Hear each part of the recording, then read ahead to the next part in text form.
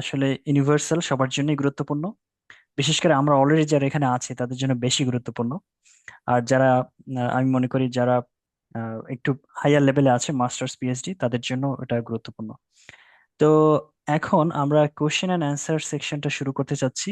আহ, আমরা কিছু কোশ্চেন পেয়েছি, আমি স্ক্রিন শেয়ার করতে চাচ্ছি এবং সেই স্ক্রিন শেয়ারটা, ওকে, আমরা সেখানে দেখব যে আহ, যে কোশ্চেনগুলো আসছে।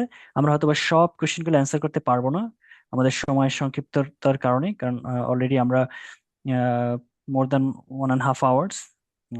তো আমরা চেষ্টা করব কভার করার জন্য, আমাদের অনেকগুলো কোশ্চেন্স আছে এখানে। ওকে, গভর্নমেন্ট সোহরাওয়ার্দী কলেজ থেকে একজন কোশ্চেন করছে, আইএলটিএস দিয়ে কি যাওয়া যাবে? আমি এইচএসসি 2023-এ শেষ করেছি, এখন কি স্টাডি গ্যাপ নিয়ে অ্যাপ্লাই করতে পারবো কিনা? আচ্ছা, মেহেদি হাসান আলিফ, তুমি কি এখানে আছো? তুমি কোশ্চেনটার অ্যান্সার দিবা?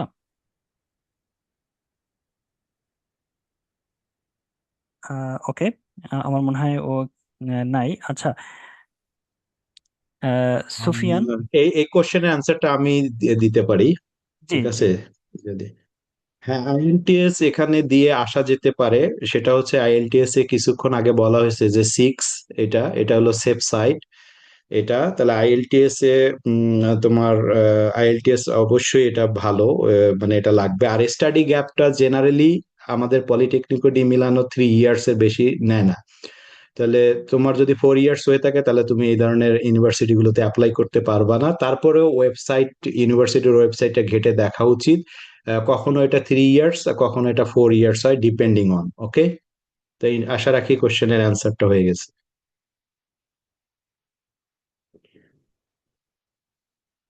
ধন্যবাদ ভাই। এর পরের কোশ্চেন হচ্ছে, for masters in business, is there any fully funded scholarship?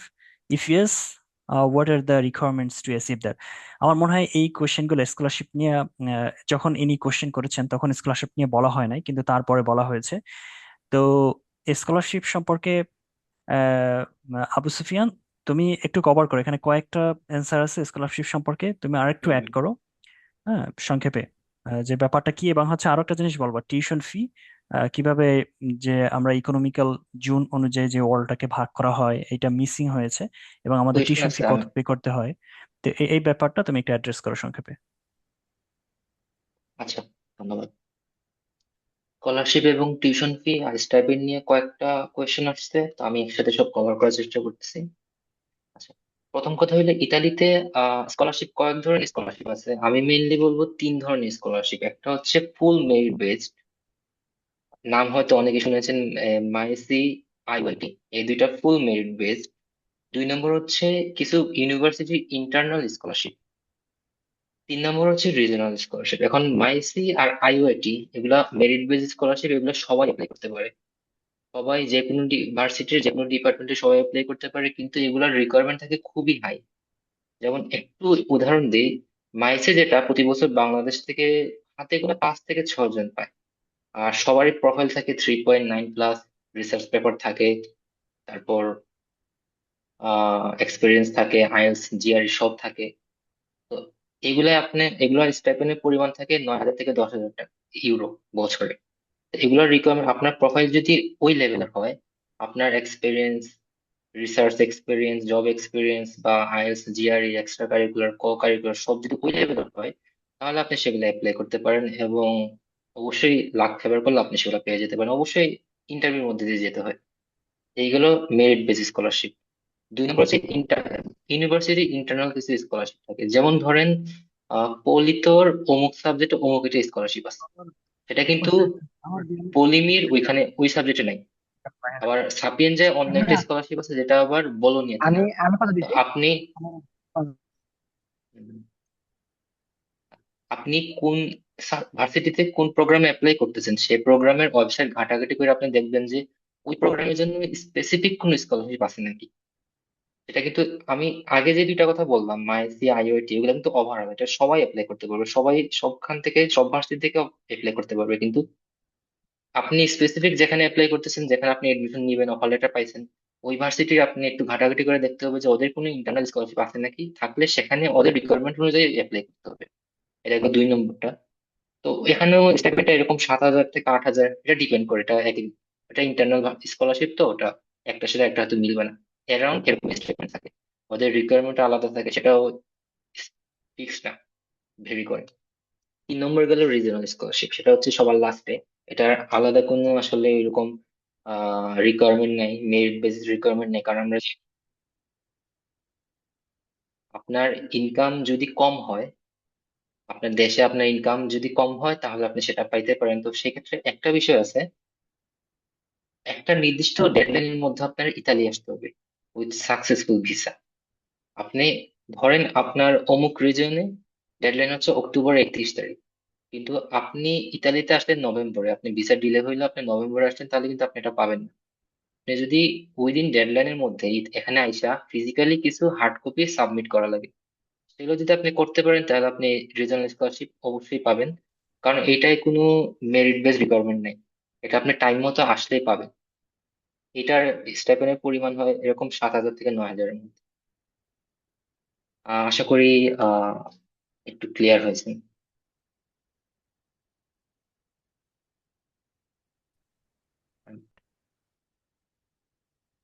আমি কি আরেকটা কোয়েশ্চেন নিব? তুমি তোমার কোশ্চেন গুলো শেষ করে ফেলো সংক্ষেপে, হ্যাঁ। তোমার যে কোশ্চেন গুলো আসছে বা স্কলারশিপ নিয়ে যে কোশ্চেন গুলো আসছে, হ্যাঁ, নিতে পারো।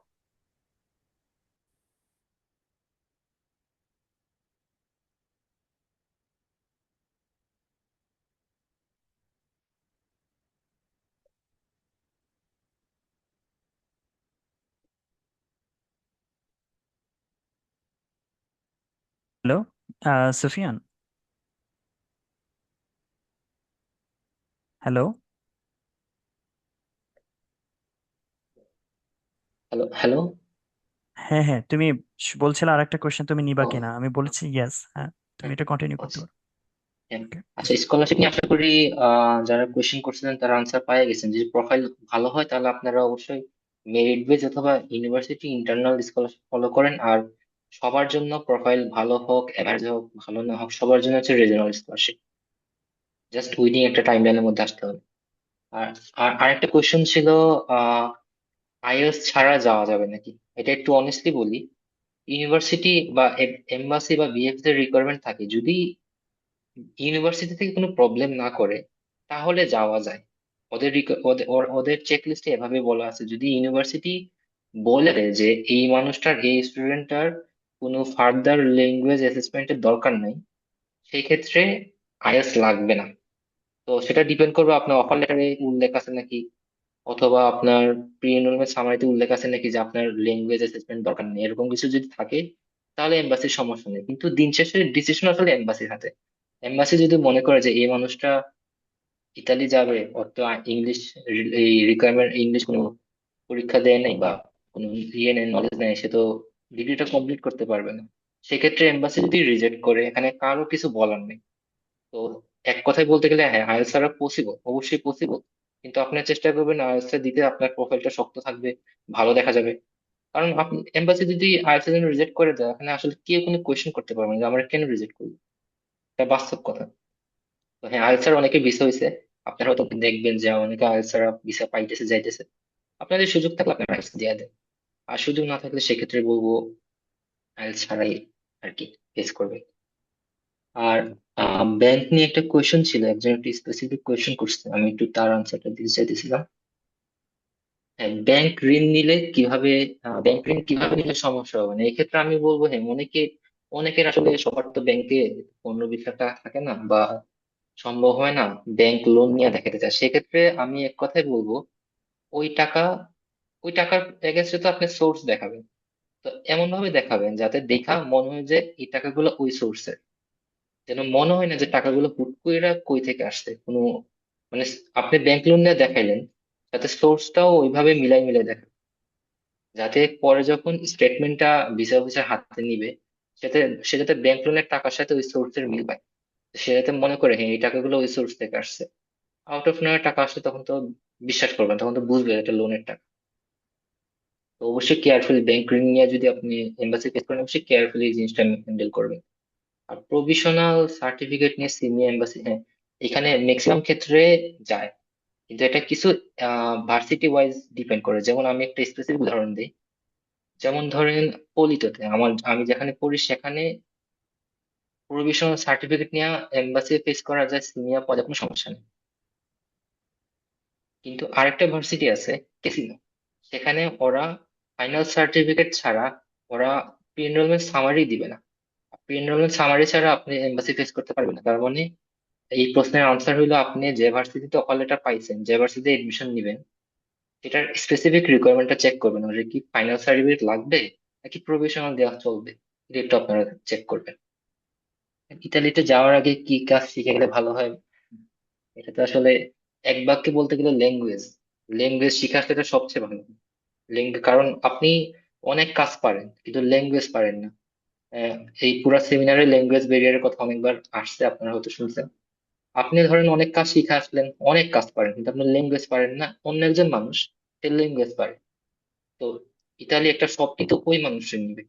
তো আমি বলবো যারা ইটালি ইটালি নিয়ে খুবই ডিটারমাইন্ড, তারা ল্যাঙ্গুয়েজটা একটু একটু শিখার চেষ্টা করেন। এর বাইরে যদি কাজ শিখতেছেন, আমি বলবো কফি বানানো শিখে আসতে পারেন।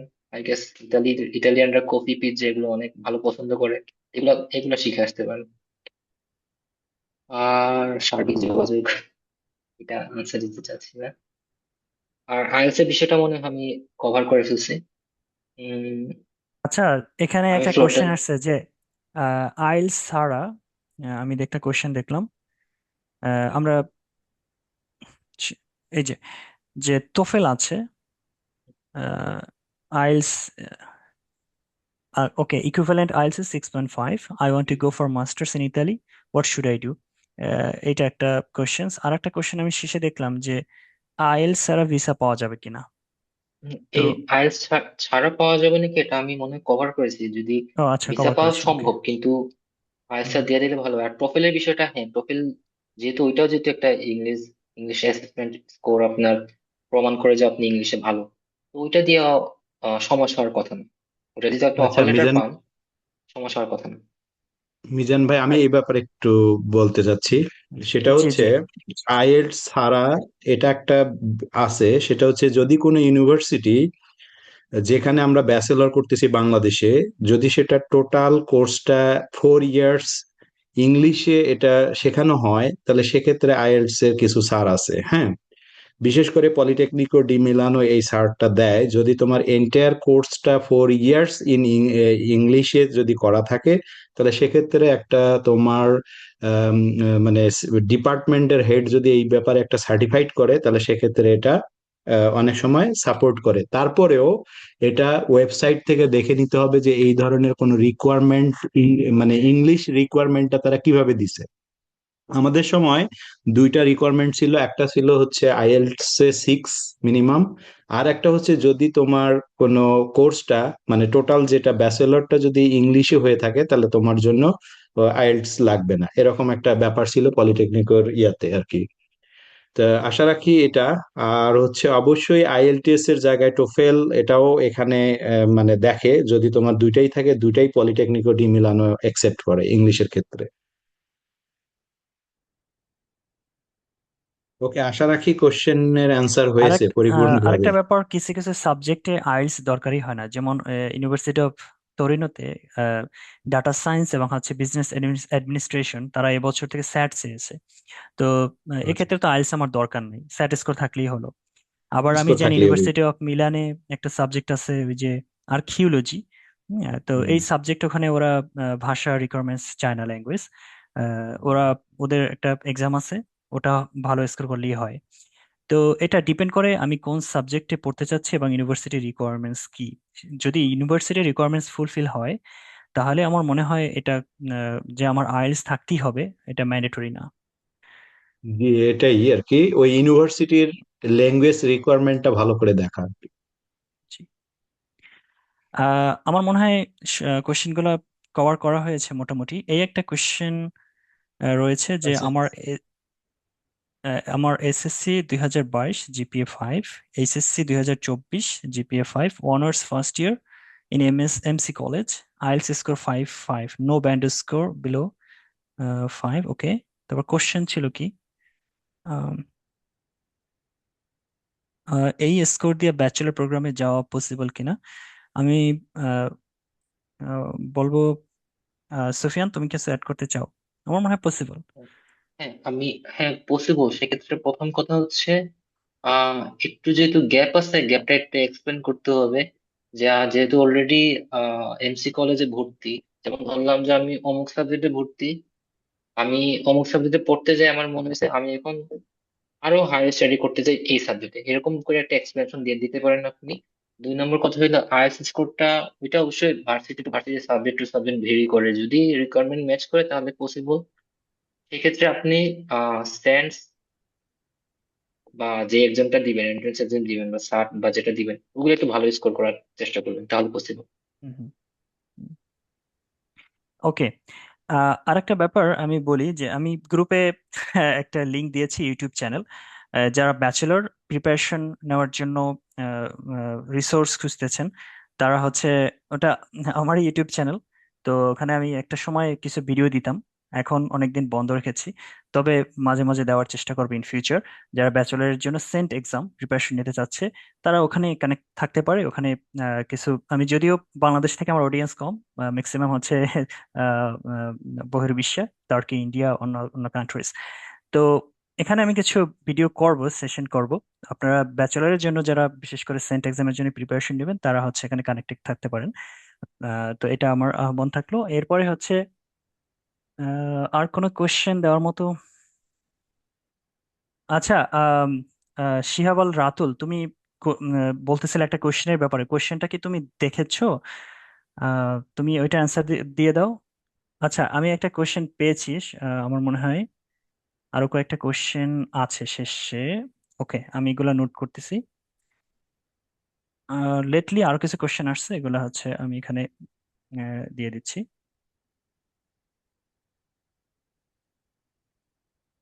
ওকে। Dhaka residential model college, Hasan নামে একজন কোশ্চেন করেছেন। এনার কোশ্চেন হচ্ছে, question to brother Shihab. Okay Shihab, তুমি এই কোশ্চেনটার অ্যান্সার দিতে পারো।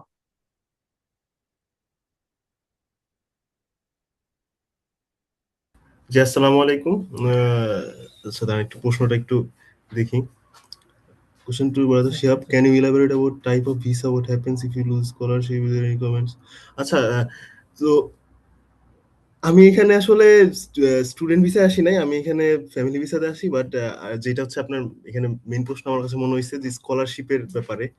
তো অনেকে ফার্স্ট ইয়ারে দেখা যায় যে অনেকে স্কলারশিপ লুজ করে, অনেকে আসার সময় দেরিতে আসলে স্কলারশিপ অ্যাপ্লাই করার যে ডেডলাইন পার করে ফেলে। তো ওই ক্ষেত্রে অনেকে আসলে প্রবলেমে পড়ে যায়। তো এটার জন্য তখন নিজের খরচে চলতে হয়, এটা হচ্ছে একটা মেন জিনিস।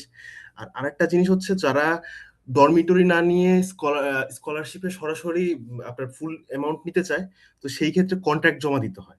তো এই কন্ট্রাক্টটা অনেক বড় একটা প্রবলেম যে আপনার বাসার মালিকের সাথে বাসার একটা মানে অফিসিয়াল কন্ট্রাক্ট লাগবে। এটা পাওয়া আসলে খুবই কঠিন। তো এই জন্য এটা আবার সব রিজিয়নেও লাগে না, অনেক রিজিয়নে আসলে কন্ট্রাক্ট ছাড়াই স্কলারশিপের ফুল অ্যামাউন্ট দেয়। তো এই জিনিসটা আসলে খেয়াল রাখা জরুরি। তো যেই রিজিয়নে যেটা চায় সেটা আসলে ওদের ওয়েবসাইট থেকে দেখে নেওয়া উচিত। আর আরেকটা প্রবলেম হচ্ছে যারা ফার্স্ট ইয়ারে আসে, অনেকে ফার্স্ট ইয়ারে দেখা যায় যে মিনিমাম ক্রেডিট যেটা কমপ্লিট করতে পারে না।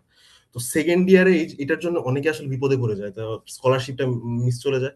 এই জিনিসগুলো নিয়ে নিজেদের আসলে প্রিপেয়ার থাকা উচিত। আহ, এটা আর কি আমি বলবো।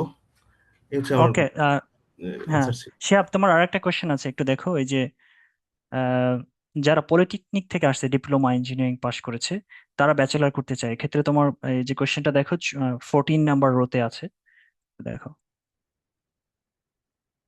আচ্ছা, যারা পলিটেকনিক থেকে আসছে, আমি আসলে নিজেও পলিটেকনিক থেকে আসছি। তো পলিটেকনিকের বিষয় হচ্ছে ওরা পলিটেকনিকে এইচএসসি সমমানই কাউন্ট করবে। তো এই ক্ষেত্রে আমি যেহেতু এখানে আমি আগের থেকেই ছিলাম, তো বাংলাদেশের ভিসা প্রসেসিং এর বিষয়ে আমার ধারণা একটু কম।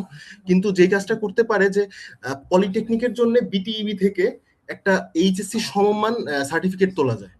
তো আমার রেকমেন্ডেশন থাকবে যে ওই সমমান সার্টিফিকেটটা তুলে তারপরে যখন ভিসা অ্যাপ্লাই করবে ভিসা অ্যাপ্লাইয়ের সময় এটা ইউজ করার জন্য। আর লো সিজিপি এর বিষয় হচ্ছে সব ইউনিভার্সিটিতে আসলে সিজিপি ওরা দেখে না, ওরা মেনলি দেখার চেষ্টা করে হচ্ছে যে আমাদের যে অ্যাডমিশন টেস্টের যে পয়েন্টটা ওইটা দেখার ট্রাই করে, যেমন স্যাট বাংলাদেশ থেকে ম্যাক্সিমাম স্যাট দিয়ে আসবে, তো স্যাটের পয়েন্টটা ওরা মেনলি কাউন্ট করবে। কিছু ইউনিভার্সিটি যেমন সাপিয়েন্সাতে অ্যাপ্লাই করার জন্য মেবি 75% পয়েন্ট মার্ক থাকতে হয়। তো সেটার ব্যাপারে এটা ইউনিভার্সিটি টু ইউনিভার্সিটি ভ্যারি করতে পারে, বাট ম্যাক্সিমাম ইউনিভার্সিটিতে ওরা মেইনলি দেখবে হচ্ছে অ্যাডমিশন টেস্টের যেই নাম্বারটা ওইটা। তো অ্যাডমিশন টেস্টের মার্ক যদি ঠিক থাকে তাহলে আসলে অ্যাডমিশনে কোনো প্রবলেম হওয়ার কথা না। বাকিটা এমবাসির বিষয় আসলে যারা এমবাসি ফেস করছে তাদের সাথে তারা ভালো বলতে পারবে। ওকে, আর একটা কোশ্চেন এখানে আসছে যে আহ, আগামী মাসে আইএলটিএস এর এক্সাম দিলে সেপ্টেম্বর ইনটেকের জন্য অ্যাপ্লাই করতে পারবো কিনা, তো এটা সম্পর্কে কি বলবে?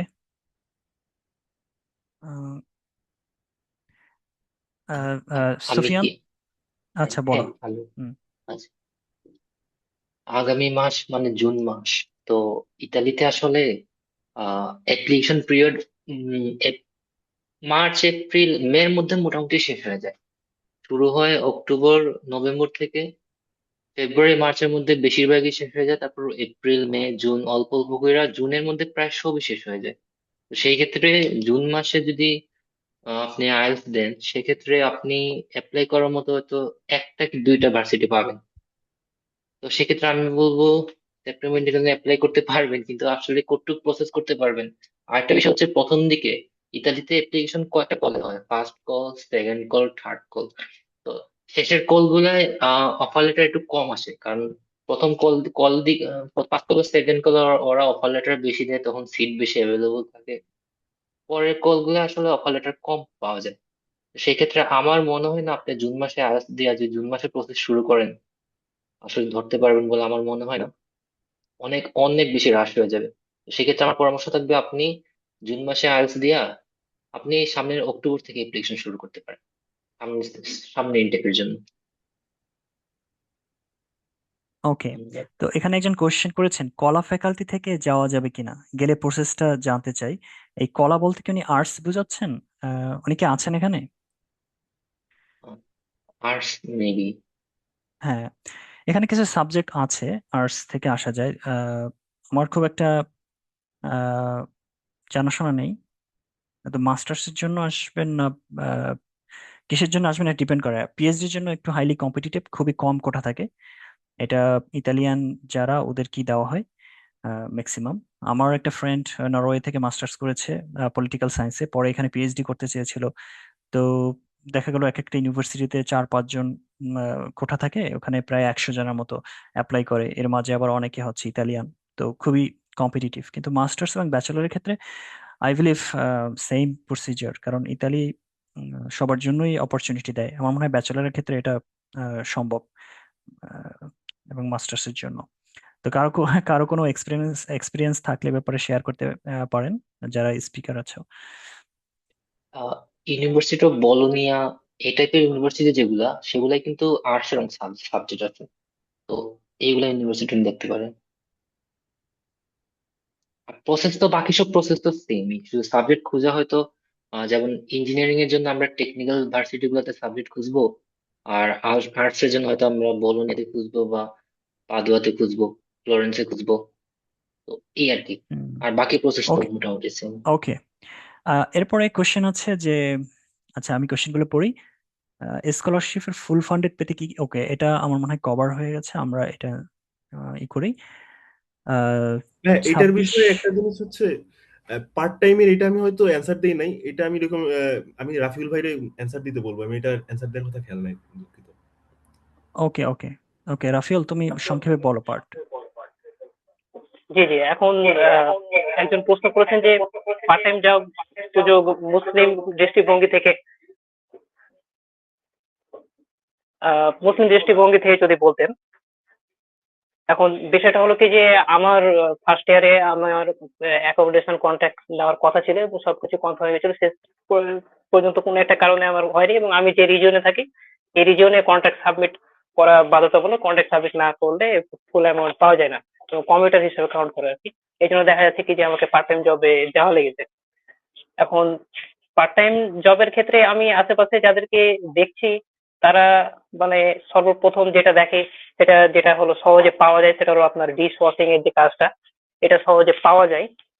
আর মুসলিম দৃষ্টিভঙ্গির বিষয়টা হলো কি যে ম্যাক্সিমাম ক্ষেত্রে রেস্টুরেন্টে ওইভাবে যেহেতু ব্যাকে কাজ করা হয়, হয়তো কিছু কিছু ক্ষেত্রে আপনার সমস্যা হবে না, কিন্তু প্রি মিক্সিং এর একটা সম্ভাবনা থাকে রেস্টুরেন্টে। সেদিক দিয়ে ফুড ডেলিভারি এদিক দিয়ে ভালো আছে, কিন্তু ফুড ডেলিভারির যেটা সবচেয়ে বড় প্রবলেম যে অর্ডারের পরিমাণ এতটাই কম, বিশেষ করে গ্লোভোতে, যে দেখা যাচ্ছে যে আপনি যদি একটু স্ট্রিক্ট রিলিজিয়াসলি মুসলিম হন, রিলিজিয়াসলি সিরিয়াস হন এবং চান যে আপনি প্রত্যেকটা ডেলিভারি হালাল ডেলিভারি দিবেন, এক্ষেত্রে যদি স্ট্রংলি আপনি দেখা যাচ্ছে অর্ডার ডিক্লাইন করছেন যেগুলো হারাম ডেলিভারি, অ্যালকোহল রিলেটেড হতে পারে, পর্ক রিলেটেড হতে পারে, সেগুলো যদি ডিক্লাইন করছে, এভাবে আসলে সার্ভাইভ করা পসিবল না, এটা ইম্পসিবল। তো এইসব ক্ষেত্রে আমি যেটা আমার পক্ষ থেকে সেটা হলো যে সবাই ডকুমেন্টের প্রিপারেশন খুবই স্ট্রংলি দিয়ে রাখতে হবে, এবং পার্ট টাইম জবের যেন আমার প্রয়োজনই না পড়ে। আমার টপ মোস্ট প্রায়োরিটি হবে আমার পড়াশোনার প্রতি, একদম আমার প্রাইমারি ফোকাস থাকবে হলো পড়াশোনা। আমার পার্ট টাইম জবের দিকে যেন আমার ঝুঁকাই না লাগে।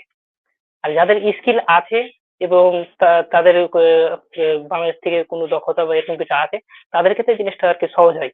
কিন্তু যদি অড জবের ক্ষেত্রে আমরা চেষ্টা করি, তাহলে অড জবের ক্ষেত্রে একদম হালাল ভাবে ইনকাম করাটা অনেক অনেক বেশি টাফ। আর যদি আমি ল্যাঙ্গুয়েজটা শিখে ফেলতে পারি তাহলে কিছু কিছু ক্ষেত্রে কিছু দোকানে দেখা যায় সেলস অ্যাসিস্ট্যান্ট হিসেবে কাজ করা যেতে পারে। তো এই ছিল আমার উত্তর। রাফিউল, একটা প্রশ্ন আবু সুফিয়ানকে বলবো যে ইরাসমাস মুন্ডাস স্কলারশিপ পেয়েছে কিন্তু পার্শিয়াল ফান্ডেড, এক্স্যাক্টলি তোমার মতো, তুমিও আমি জানি যে ফ্রান্স তুমি পেয়েছিলা। তো তুমি এটা একটু অ্যাড্রেস করতে পারো সংক্ষেপে, আমাদের অনেক সময় হয়ে গেছে, আমরা শেষ করতে পারলে ভালো হয়। আচ্ছা, জব ফেসিলিটি। আচ্ছা, ওনার ওনার মেইন কোয়েশ্চেনটা ওই জব ফেসিলিটি আর লিভিং কস্ট নিয়ে মেইনলি। আচ্ছা, পার্শিয়াল ফান্ড। তো একটা কথা বলবো, ওনার যেহেতু প্রথম সেমিস্টার ফ্রান্সে, আপনি যদি ইরাসমাসে পার্শিয়ালও পান, আপনারা কিন্তু ফ্রান্স এম্বাসিতে ব্যাংক ভালো মতো দেখাইতে হবে, এটা খেয়াল রাখেন। ইরাসমাসে পার্শিয়াল পাইলে যে ব্যাংকটা ওরা ভালো মতো দেখবে না বা ছাড় দিবে এমন না। আমি এর মধ্যে দিয়ে আসছি, তো আমি বলবো যে আপনি এটা খেয়াল রাখেন। আর 2 নম্বর, যে আপনি আপনার মেন যে কোয়েশ্চেন পার্ট টাইম বা লিভিং কস্ট, তুরিনা পার্ট টাইম নিয়ে মেবি কথা হয়ে গেছে অলরেডি। লিভিং কস্ট নিয়ে আমি সামান্য করে বলি। এখানে আপনি যদি কন্ট্রাক্ট সহ বাসা নেন, আপনি ডাবল শেয়ার রুমে থাকলে হয়তো 300 সাড়ে 300-র মধ্যে আপনি শেয়ার রুম পাবেন, আর সিঙ্গেল রুম হয়তো 400 থেকে 500 হইতে পারে। আর খাওয়া দাওয়া এটা আপনার উপর, খাওয়া দাওয়া আপনি 100 থেকে 150-র মধ্যে, এটা আপনার উপর, বা 200 পর্যন্ত যাইতে পারে। আর যদি কন্ট্রাক্ট ছাড়া বাসা নেন, সেক্ষেত্রে শেয়ার রুম আপনি 150 থেকে 200-র মধ্যে পাবেন, সিঙ্গেল রুম 200 থেকে 250-র মধ্যে পাবেন কন্ট্রাক্ট ছাড়া। কিন্তু এখানে খেয়াল রাখেন, কন্ট্রাক্ট ছাড়া নিলে কিন্তু আপনি আবার স্কলারশিপ ধরতে পারতেছেন না, এটা তুরিনের ক্ষেত্রে। তো আশা করি বিষয়টা বুঝতেছেন, লিভিং কস্টটা পুরোপুরি আপনার উপরে মেইনলি ডিপেন্ড করতেছে, কন্ট্রাক্ট সহ বাসা নিতেছেন না এই কন্ট্রাক্ট ছাড়া বাসা নিতেছেন। কন্ট্রাক্ট সহ বাসা নিলে বেশি খরচ হবে, কন্ট্রাক্ট সহ নিলে বেশি খরচ হবে, কন্ট্রাক্ট ছাড়া নিলে খরচটা কম হবে। সব মিলাইয়া 300 থেকে 500-এর মধ্যে, এটা ডিপেন্ডস অন ইউ। ভাইয়া কোশ্চেনটা আমার ছিল, আর একটু অ্যাড করতে চাই যে ব্যাংক স্টেটমেন্টের কথা বললেন, সেখানে কি পরিমাণ অ্যামাউন্ট ইনিশিয়ালি দেখাইতে হয়, এটা যদি একটু ক্লিয়ার করতেন। এখন ফ্রান্সের বিষয়টা হইলো যে ওরা মেবি ওদের রিকোয়ারমেন্ট থাকে 620 ইউরো পার মান্থ। যদি এটা ফ্রান্সের সেটা না, আমি তো ডিটেল জানতে চাইতেছি না, যদি একটু বলবো, বাংলাদেশে একটা কমন প্র্যাকটিস হচ্ছে 15 লাখ, মানে রাউন্ড ফিগার 15 লাখ। আমি বলবো 15 লাখের উপরে যত পারেন দেখাইতে। আমি শর্টেই বলতেছি, আমি ডিটেল যেতে চাইতেছি না, আপনি 15 লাখের উপরে, 15 লাখ থেকে শুরু করে যত পারেন দেখ। এটা কি আমার রিলেটিভসদের দেখাইলে হবে? সরি, আরেকবার রিপিট করবেন? জি ভাইয়া, বলছি যে এটা আমার আমার কোনো রিলেটিভস এর স্টেটমেন্ট দেখাইলে হবে? আমি আমার মনে হয় এটা একটু লেন্দি অ্যান্সার হবে। তো আমি আমি সুফিয়ান, তুমি হচ্ছে তাকে ইমেল অ্যাড্রেসটা দিতে পারো, পার্সোনালি কথা বলে নেবে, আমরা শেষ করতে চাচ্ছি যে। আমি এক লাইনে ভাইয়া শেষ করে দিই। ওকে ওকে ওকে, ঠিক আছে। ফ্রান্সে first blood, father mother, sibling sponsor হতে পারবে, ফার্স্ট ব্লাড। আমার জানা মতে রিলেটিভ স্পন্সর হতে পারবে না। তাও আপনি ফ্রান্সের ওয়েবসাইটে আরেকবার চেক করতে পারেন। আমি চ্যাট বক্সে আমার ইমেলটা দিয়ে দিব, যদি ফার্দার কোনো কনফিউশন লাগে আপনি যোগাযোগ করতে পারেন। ধন্যবাদ। ওকে, এরপরে আমার মনে হয় এটা শেষ কোশ্চেন আমি নিতে পারি। আমি বিজনেস স্টাডি থেকে অ্যাকাউন্টিং নিয়ে সাবজেক্ট পাবো, যদিও আমার আইএলটিএস ও স্যাট করা নাই। আমার এইচএসসি 2023 ও এইচএসসি 25। আচ্ছা, উনি সাবজেক্ট পাবে কিনা। এটা আইএলটিএস থাকতে হবে, স্যাট থাকতে হবে, এটা ইউনিভার্সিটি রিকোয়ারমেন্টস। আপনার যে অ্যাকাউন্টিং রিলেটেড সাবজেক্ট সেখানে অবশ্যই ল্যাঙ্গুয়েজ রিকোয়ারমেন্ট থাকবে যদি আপনি ইংলিশে পড়তে চান। তো সেক্ষেত্রে এটা দরকার হবে। আদারওয়াইজ এখানে আপনার সম্ভাবনা কম। তো আমরা কোশ্চেন অ্যান্ড অ্যান্সার সেকশনটা শেষ করে দিয়েছি। এরপরও যদি কারো কোনো কোশ্চেন্স থাকে আপনারা, আমি আপনাদেরকে সুযোগ দিব। এখানে আর ফর্মে লিখতে হবে না, আমি এটা অফ করে দিচ্ছি। আপনাদের যদি সুযোগ দিব, আপনারা যদি আমার কোনো যদি মিসিং হয়ে যায় আপনারা এখানে বলতে পারেন সরাসরি। আর যদি না থাকে তাহলে আমরা শেষের দিকে চলে যাব, কারণ অলরেডি আমাদের আহ সময় হয়ে গেছে। আচ্ছা ভাইয়া, উত্তর দেওয়ার অনুরোধ রইল। ওকে, আচ্ছা এখানে একটা কোয়েশ্চেন আছে চ্যাট বক্সে। ভাইয়া, আমি বর্তমানে অনার্স 4th ইয়ারে আছি, ইংলিশ ডিপার্টমেন্ট। 4th ইয়ার শেষ হতে আগামী ফেব্রুয়ারি 2027 হতে পারে। মাস্টার্সের জন্য যেতে চাই, এক্ষেত্রে কিভাবে নিজেকে প্রস্তুত করব এবং মোটামুটি কোন কোন সাবজেক্টগুলো নেওয়ার সুযোগ আছে, কত টাকা লাগতে পারে। তো এটা আসলে তো আমরা আজকে শুরু থেকে এ পর্যন্ত এই বিষয়গুলো নিয়েই কথা বলেছি। তো মাস্টার্স এবং ব্যাচেলর রুলস কিন্তু সেম, হ্যাঁ, ডকুমেন্টস প্রিপারেশন, ইউনিভার্সিটি চয়েস। তো আহ, এক্ষেত্রে পিএইচডির ক্ষেত্রে ডিফারেন্ট, কিন্তু মাস্টার্স ব্যাচেলর ক্ষেত্রে কোনো পার্থক্য নেই। আশা করি আপনি যদি এই রেকর্ডিংসটা দেখেন, ওই যে ডক্টরিনা এডুকেশনের যে ইউটিউব চ্যানেল, সেখানে আপনি আরো পাবেন ডিটেলস কি কি ডকুমেন্টস লাগবে। তো আপনার যেহেতু আরো সময় আছে 2027, আপনি নেক্সট সেশনে অ্যাপ্লাই করবেন, তার মানে আপনার এখনো অনেক সময় আছে। আমি বলবো যে আপনি ঘাটাঘাটি করেন, বিভিন্ন ইউনিভার্সিটির ওয়েবসাইট গুলো দেখেন যে আপনার ইংলিশ ব্যাকগ্রাউন্ড থেকে আসলে কি কোন কোন সাবজেক্টে আপনি যেতে পারছেন, বা আপনার চয়েস কি, ইন্টারেস্ট কি।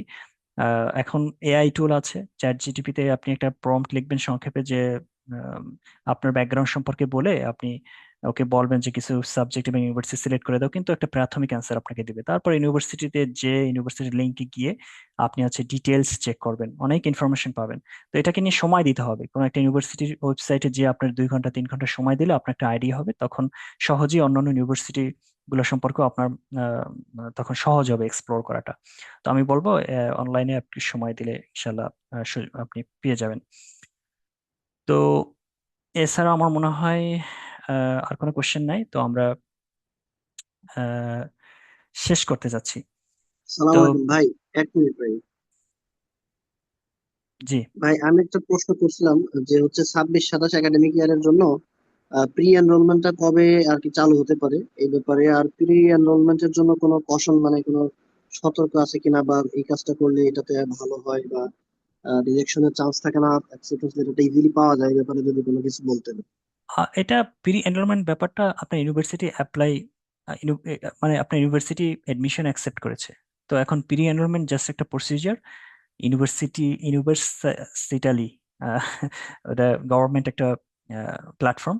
ওখানে আপনাকে সেম ইউনিভার্সিটির যে ডকুমেন্ট গুলো দিয়েছেন, সে একই ডকুমেন্ট গুলো ওখানে আপনাকে আপলোড করে আবেদন করতে হবে। তো এখানে আসলে রিজেকশনের সুযোগ নেই, আপনি ইউনিভার্সিটি তো এডমিশন আপনাকে কনফার্ম করেছে। এখন ওখানে শুধু হচ্ছে প্রি এনরোলমেন্টটা পাওয়ার জন্য আপনি গভর্নমেন্টের কাছে রিকোয়েস্ট করলেন। তো সেটা হচ্ছে প্রি এনরোলমেন্ট সামারিটা হয়তো বা ওরা এমবেসিকে পাঠায়, এবং হচ্ছে আপনি ওইটা নিয়ে আবার হচ্ছে আবেদন করেন। তো কবে এটা শুরু হবে এটা আহ, আমার মনে হয়, আমার হ্যাঁ, এক্স্যাক্টলি আমি জানি না, তবে ইউনিভার্সিটির ক্ষেত্রে ডিফারেন্ট হতে পারে, এটা ইউনিভার্সিটির হ্যাঁ, ওয়েবসাইট। জি ভাইয়া সুফিয়ান, আমি কি তুমি অ্যাড আমি করতে কি চাচ্ছ? আনসার? হ্যাঁ। হ্যাঁ হ্যাঁ, করো। ও, 4 তারিখ থেকে শুরু হয়ে গেছে অলরেডি, মে মাসের 4 তারিখ থেকে। 4 তারিখ থেকে শুরু হয়ে গেছে। তো ভাই আপনার আমি হচ্ছে আমাকে যে ওনারা যে লিঙ্কটা দিছে, আমি ওটাতে দেখলাম হচ্ছে এখনো ওখানে নিচে লেখা যে 25-26 একাডেমিক ইয়ারের জন্য প্রি এনরোলমেন্ট চলতেছে। তো ওখানে 26-27 লেখা নেই, এই জন্য আমি আর কোনো ডকুমেন্ট সাবমিট করতেছি না। তো ওখানে এটা আসবে কিনা বা হচ্ছে আমি মানে কনফিউজ হয়ে যাচ্ছে, এই জন্য আর কি জিজ্ঞাসা করছি আপনাদের। আপনি একটু ঘাটাঘাটি করে দেখেন, কারণ শুরু হয়ে গেছে অলরেডি, অনেকে কইরা ফেলছে। না, এই সালটা তো কনফিউজিং, 25 26 এটা কনফিউজিং। আপনি হচ্ছে ইউনিভার্সিটির একটা মেল দিতে পারেন স্ক্রিনশট নিয়ে, আর জি জি। অথবা আমাদেরকে আপনি দিতে পারেন স্ক্রিনশট নিয়ে, আমরা একটু দেখলাম ঘাটাঘাটি করে। তো ঠিক আছে ভাই, ধন্যবাদ সবাইকে আজকে এই সেশনে অংশগ্রহণ করার জন্য। আর আশা করি আপনাদের সকল প্রশ্নের এবং কিউরিসিটির উত্তর দিতে পেরেছি। এবং আহ, যারা এখানে গেস্ট হিসেবে ছিলেন তাদেরকে অনেক প্যারা দিয়েছি, বিশেষ করে কন্টেন্ট রেডি করা এবং হচ্ছে প্রিপারেশন, এটা হিউজ একটা হেডেক। সবাই ব্যস্ত, এবং সেই ব্যস্ততার মাঝেও সবাই যেহেতু এখানে সময় দিয়েছে, সবাইকে আন্তরিকভাবে ধন্যবাদ। এবং হচ্ছে এই যে মানে ভলেন্টারি ওয়ার্ক, এটার অবশ্যই একটা রিওয়ার্ড আছে। আমরা এই হেল্পিং হ্যান্ডটা আমরা সব সময় বাড়িয়ে দিতে চাই সব সময়, যাতে হচ্ছে যারা আমাদের অনুজ আছে, যারা আসতে চাচ্ছেন, তারা প্রপার ইনফরমেশন পেয়ে এখানে আসতে পারেন, এবং এই সম্পর্কে সবাই সঠিক তথ্য পেয়ে বাস্তবধর্মী ডিসিশন নিতে পারেন। কারণ আহ, আমি উম, দুইটা দেশ আমার ঘোরা হয়েছে, মাস্টার্স করেছি কোরিয়া থেকে, এখানে পিএইচডি। তো আমার কাছে মনে হয়েছে যে কোনো একটা দেশে যাওয়া মানে হচ্ছে সেই দেশে নতুন করে জন্মগ্রহণ করা। হ্যাঁ, কারণ হচ্ছে আপনার কালচার, ল্যাঙ্গুয়েজ সবকিছু আবার শুরু থেকে। তো অবশ্যই আপনার ডিসিশনটা ভালো হওয়া উচিত, এবং হচ্ছে আপনার ব্যাকগ্রাউন্ড অনুযায়ী হওয়া উচিত, আবার ফিউচার প্ল্যান অনুযায়ী হওয়া উচিত। তো এই আমরা যে ডিসকাশন গুলো করলাম সেগুলো আপনাকে হেল্প করবে, সেটা আমরা আশা রাখি। তো আপনারা এর পরেও যদি কোনো কিউরি থাকে, কোশ্চেন থাকে, আমাদেরকে নক দিবেন, আমাদেরকে জানাতে পারেন। আহ, সেজন্য আহ, আহ, আমরা কন্ট্যাক্ট ইনফরমেশন দিচ্ছি না এখানে। আপনারা ডক্টরিনের যারা আছেন তাদেরকে, ডক্টরিনের যে গ্রুপ আছে, ফেসবুক গ্রুপ আছে, যদি পেজ নেই, সেখানে আপনারা হয়তোবা কোশ্চেন করলে আমরা কেউ আমাদেরকে রিফার করলে আমরা অ্যান্সার দেবো ইনশাল্লাহ। তো স্পেশাল ধন্যবাদ দিতে চাচ্ছি আমাদের স্পেশাল গেস্ট রেদওয়ান আহমেদ, রেদানুর রহমান ভাইকে। তিনি অনেক কষ্ট করেছেন এবং হচ্ছে অসাধারণ স্লাইড করেছেন। আমরা সচরাচর যেই ধরনের স্লাইড করি তার স্লাইড গুলো একটু ডিফারেন্ট ধর্মী ছিল। এটা বোঝা যায় সে আসলে আইটি ব্যাকগ্রাউন্ডের। তো আমি জানতে চাই সে কোন সফটওয়্যার সে ইউজ করেছে। তো ভাইকে জাজাকাল্লাহ খাইরান। ওকে, ভাই, ওকে। ভাইকে আছে। না, এটা সিম্পল সিম্পল, গুগল নোটবুক এলএম। ওকে, ওকে, ওকে, আচ্ছা, আচ্ছা। ওকে। না, আপনার স্লাইড অসাধারণ হয়েছে, একটু ডিফারেন্ট, এবং ডিজাইন গুলা খুব আহ, মানে আমরা মডার্ন বলতে যেরকম বুঝি ওরকম না, মানে খুব হাতে কলমে স্কেচের মতো, বাট খুব সুন্দর 3D। তো ওটা হেল্প রেদান নিতে ভাই, পারেন আপনি। হ্যাঁ, জি জি, রিসার্চের জন্য একটা টুল, এটা রিসার্চ ডেভেলপমেন্টের জন্য খুব করা হয়েছে। আমি এটাতে আসলে বইগুলো খুব সহজে পড়তে পারি আর কি। হ্যাঁ, খুব দ্রুত পড়া যায় আর কি। আচ্ছা আপনার কোন ভাই, একটা কাইন্ডলি বই আপনি একটু লিঙ্কটা দিয়ে আমাকে, আচ্ছা, ঠিক আমি আছে, ভুলে ইনশাল্লাহ ভুলে আমি যাবো, পাঠাবো। আপনাকে আবার পরে নক দিব। তো আচ্ছা, ঠিক আছে। ওকে। আচ্ছা, আচ্ছা, জি। তো রেদান ভাই, আর কিছু বলবেন, আপনি অ্যাড করবেন না আপনি? না না, ইনশাল্লাহ আমি সবারই উজ্জ্বল ভবিষ্যৎ কামনা করি, আর সবাই যাতে এইটার বেনিফিট পায়। আর বিশেষ করে তোমার যে চ্যানেলটা আছে, আমি চাবো যাতে এখানে অনেক ফ্রডিং হয়, হ্যাঁ, এই যে স্টুডেন্ট আসার ব্যাপারে। তো এই ব্যাপারে তুমি ভালো একটা পদক্ষেপ নিবে, যাতে ডিটেল করে গাইডলাইনটা থাকে, যে এখানে যারা আসতে চায় তারা আসলে নিজেরাই অ্যাপ্লাই, কোনো কারো হেল্পের প্রয়োজন নাই, নিজেরাই অ্যাপ্লাই করে এখানে আসতে পারে। আর এই আমি অনেককেই দেখছি এখানে এই যে 5 লাখ 10 লাখ বিভিন্ন জায়গায় দিচ্ছে, এটার কোনো প্রয়োজন নাই। To the point, university target নিয়ে গাইডলাইন ফলো করলে আমার মনে হয় এটা খুব ইজি হবে। আর তোমাদের যে উদ্যোগগুলো, এটা আমার খুব ভালো লাগছে, এটা তোমরা আরো একটু সুন্দর করে সাজানো গোছানো ভাবে করো, তাহলে অনেকেই উপকার পাবে এখান থেকে, ইনশাআল্লাহ আশা রাখি। আসসালামু আলাইকুম রহমতুল্লাহ। ওয়ালাইকুম আসসালাম রহমতুল্লাহি বারাকাতু। আম, সুফিয়ান, রাফিউল এবং রাতুল, সবাইকে ধন্যবাদ। তো এ পর্যায়ে লাভিব ভাই কি আছেন? আমাদের সেশন শেষ। তো আপনি ক্লোজিং রিমার্কস এবং এন্ড করতে পারেন। ডক্টরিয়া থেকে কেউ আছেন, লাবিব ভাই অথবা আব্দুল্লাহ ভাই? আচ্ছা। আসসালামু তো আলাইকুম ভাই। জি ভাই। লাবিব ভাই সম্ভবত নেই ভাই, আমি আছি। আচ্ছা, জি, তাহলে আমরা আপনি শেষ শেষ করি। করে দিলে হবে ভাই, সমস্যা নেই। ওকে, ওকে। ঠিক আছে ভাই, আল্লাহ হাফিজ, সবাই ভালো থাকবেন, সুস্থ থাকবেন। আসসালামু আলাইকুম রহমতুল্লাহ বারকাতুহ।